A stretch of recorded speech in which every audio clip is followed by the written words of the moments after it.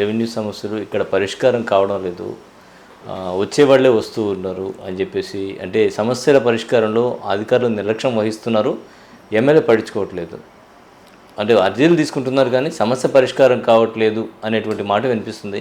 ఎంతవరకు దీంతో మీరు ఏకీభవిస్తారు? ఖచ్చితంగా ఏకీపిస్తాను.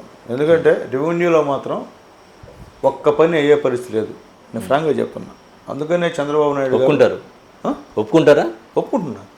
అందుకనే చంద్రబాబు నాయుడు గారు రెవెన్యూ, ఆయన కూడా 2 సార్లు అసహనం వ్యక్తం చేశారు రెవెన్యూ దానిపైన. అప్పుడు P4 అనే కార్యక్రమం పెట్టి దాని ద్వారా మాకు ఒక 5 మంది సిబ్బందిని ఇచ్చి మేము ఎక్కడన్నా ప్రజా దర్బారు పెడితే ఆ యొక్క అర్జీలన్నీ కూడా మేము స్కాన్ చేసి పైకి పంపిస్తున్నాం.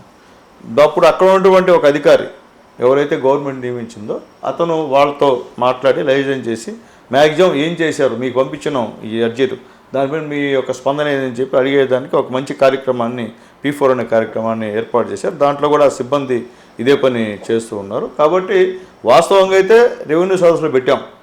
రెవెన్యూ సదస్సులో కూడా అయితే చాలా వరకు పరిష్కారం కాల. ఎందుకంటే గత పాలకులు చేసిన తప్పులు ఎన్ని, రీసర్వే అన్నాడు, రీసర్వేలో నాకు 4 ఎకరాలు ఉంటే 2 ఎకరాలు చూపిస్తాడు, హద్దుల రాయిలో వాళ్ళ ఫోటోలు వేసుకుంటారు. అంటే గత పాలకులు తప్పులు చేశారు, ప్రస్తుత పాలకులు గత పాలకుల పేర్లు చెప్పుకుంటారు. సమర్థించే పరిస్థితి ఇప్పుడు గతంలో చేసినట్టు వాళ్ళకి చెప్తూ మేము అటువంటి తప్పులు లేకుండా ఈరోజు చంద్రబాబు నాయుడు గారు రెవెన్యూ మినిస్టర్ గారు అవన్నీ జాగ్రత్త పడుతున్న విషయాన్ని గుర్తు చేస్తాను. అయితే రెవెన్యూ సమస్యలు మాత్రం పేదవాడి విషయంలో న్యాయం అయితే చాలా వరకు జరగట్లేదు. పేదవాడిని తిప్పించుకుంటున్న మాట వాస్తవము. మేము పట్టించుకొని మేము గట్టిగా చెప్తే తప్ప పేదవాడికి ఇబ్బందికరం. అంటే అధికారులు నిర్లక్ష్య వైఖరి.